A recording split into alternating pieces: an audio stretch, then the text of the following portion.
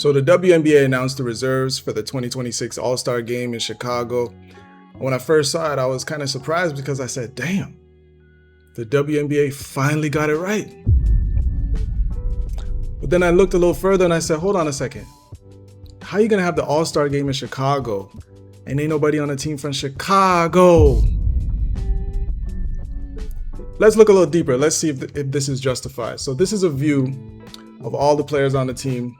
Now let's break it down and look at it from starters and reserves. So to recap quickly, Aaliyah Boston, Paige Beckers, Caitlin Clark, Natasha Howard, Olivia Miles, Kelsey Mitchell, Jessica Shepard, Breanna Stewart, Gabby Williams, and Asia Wilson. And today, recently announced, Sonia Citron, reserves, all right? Alicia Gray, Ryan Howard, Kiki Irfan, Jonquel Jones, Marina Mabrey, aka dropped a 53 ball. Dominique Malonga, a rookie, I believe. Nneka, I think this is her 11th All-Star appearance. Kelsey Plum, second in the league in scoring. Angel Reese, Courtney Williams, and Jackie Young. So when I first looked at this list, I said, they got it right. Like, they really got it right. Like, there's no bullshit. These are the players that deserve and should be there, right? Whether it's popularity, but most important, statistics. All right. Now let's get the big one out the room first. A lot of folks say that Angel Reese should have been a starter over Jessica Shepard, I would guess. Now let's quickly jump into this real quick. So if we look at Angel Reese, right? Angel Reese is having a great year once again, averaging 15 and 12 pretty much. Let's just call it 15, 12 and 2.5 assists per game. But check this out. Jessica Shepard is also having an incredible year. 14.6, 11.5, and 5.3 assists. Now, real quick, just follow me here. If this was an NBA statistic, right? Don't look at the height and pretend it's the NBA. Don't look at the player. Don't look at the name. These are incredible numbers. If you have a big, right? And I'm not talking about a wing person, like not a small forward, a power forward, right? If you have a power forward grabbing almost 15 points, basically 15, 12, and 5. You're not really expecting someone that's putting up these type of points and these type of boards to also give you 5 assists per game. Now let's keep in mind, Jessica Shepard has multiple triple doubles this season alone. All right. Now, as I'm recording this video, she just dropped a triple double last night in New York. All right. So in my humble opinion, I believe that Jessica Shepard got the starter nod over Angel Reese because the numbers are they're so close. 14.9, 14.6, 11.8, 11.5. But here's the difference. Angel Reese 2.5, Jessica Shepard 5.3, and then you add those multiple triple doubles. All right. She's got at least 2-3 triple doubles this year. Again, one last night. So that is why I believe Angel Reese is not a starter this year. But let's talk about the reserves. We already know the starters, the reserves, all right? Now, the reason why I agreed so much with this is everyone from Atlanta made it. Sonia Citron is balling out, having an incredible year. Kiki Irfan made it. Jonquel Jones, I believe she's averaging like 19, 20 points. Marina Mabrey, 21 points. She just dropped 53 points the other day. Dominique Malonga's balling in Seattle.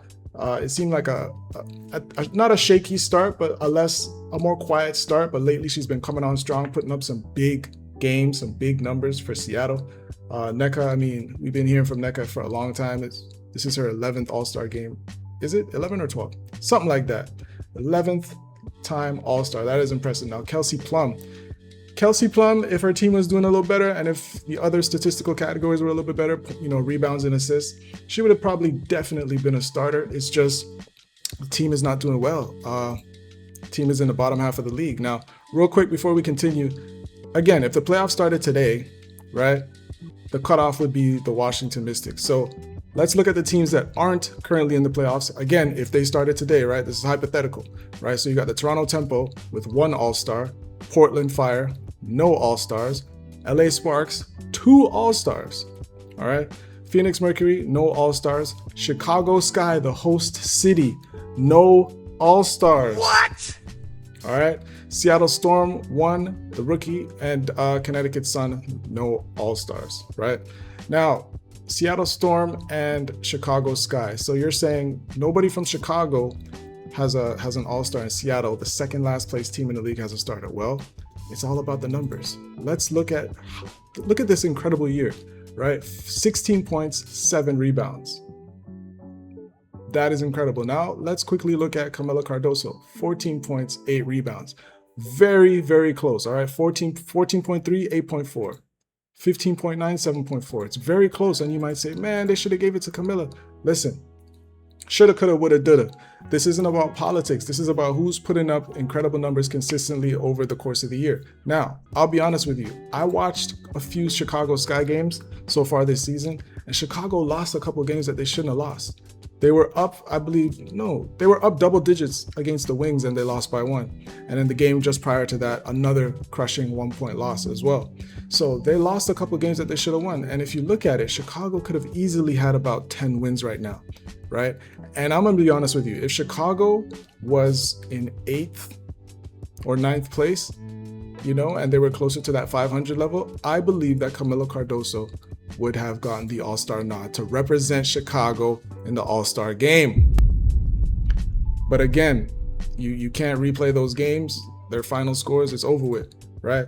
Now, continuing down, you got Angel Reese, Courtney Williams, and Jackie Young. Now, Courtney Williams is having a great year, but let's talk about the Atlanta Dream, right? Ryan Howard is having an incredible year. Ryan Howard, as it stands right now, today, has hit the most threes so far this season, all right? Now, her percentage is about 36%, so she's not leading the league in three-point field goal percentage, but she's made the most threes, and she's just shooting a higher volume. She's a starter, she's playing really well, and she's got her team in contention. Unfortunately, they're slipping right now as I'm making this video. They've lost a couple games straight. And then again, multi-time All-Star, Alicia Gray, 18.5, 3 and 2. A great season, right? Now, moving on, we've got Jackie Young. Now she's playing well. And I mean, when you're first place in the league, chances are you're going to have at least 2 players at the All-Star game, right? Minnesota Lynx has 2. Gabby Williams is repping Golden State, right? They've got 1 representation. Now, here's the thing. If we're going to talk about snubs, I really think they got it right. I honestly don't believe that there are any snubs, and we could quickly just use statistics and logic to dispel whatever snub, because obviously you're a fan of your players and you think that they deserve to make it, but what do the numbers say, right? And I mean, if you look quickly, let's pull up the reserves, right? You've got Jonquel Jones. A lot of people might say AZ Fudd should have been an All-Star. AZ Fudd is a phenomenal player. She's coming into her own. She's one of the best three-point shooters that I've seen. It looks effortless. She's got the upper body strength. It almost looks like she barely leaves the ground. Like she doesn't, like it's all arm. Like, anyways, AZ Fudd is a phenomenal shooter. It's just the stats aren't there quite yet in her rookie season. These are phenomenal stats. To have 13 points per game as a rookie is cool. A lot of people might expect more because of the hype being the #1 pick, and I totally get that. But give AZ Fudd a little bit of time, and she's going to be a multi-time All-Star, right? A lot more has to come into her game as far as it's not that she's just a stand and shoot shooter. She's really good at creating her shot. It's just when you compare the numbers, right? They just jump out at you for other players that got the nod this year. So I don't think that AZ Fudd missing the All-Star game this year is a snub. It is just unfortunate that the Chicago Sky went on that little slide and they're just not higher in the standings. They're 13th place currently. And it's like, again, if they won those few games, they definitely have a representation, a player representing Chicago in the All-Star game. Sydney Taylor, Gabriela Jaquez, I think that they can run that backcourt. Bro, why doesn't Chicago Sky run high screen pick and roll? If you get Sydney Taylor and Jaquez doing high screen pick and roll with Camila Cardoso, she's a bucket. One thing I've noticed about Camila Cardoso is she's a really good free throw shooter. I'm not sure what that percentage is. I'm going to look it up. But she's a really good free throw shooter for a big. And it's like, I have a feeling that she could hit that 15, 16 footer. So I don't know, maybe I gotta get on one of these rosters and just help, like, bro, use her to the maximum of her ability. She's not just a big to grab 10 rebounds. Like, she can shoot the ball. And it's like, when they figure it out and when they gel and when they mold, Camila Cardoso will be a multi-time All-Star. It's just right now, this is not her year. But let me pull up this full. Again, look at this list, y'all. Who is missing? Who is missing? Let me know down in the comments below. Like and subscribe if you're new. I think they got it right. Let me know if I'm wrong or if you think somebody got left out, and let's have a discussion. But until then, that's all I got, and I'll catch you in the next video. Peace.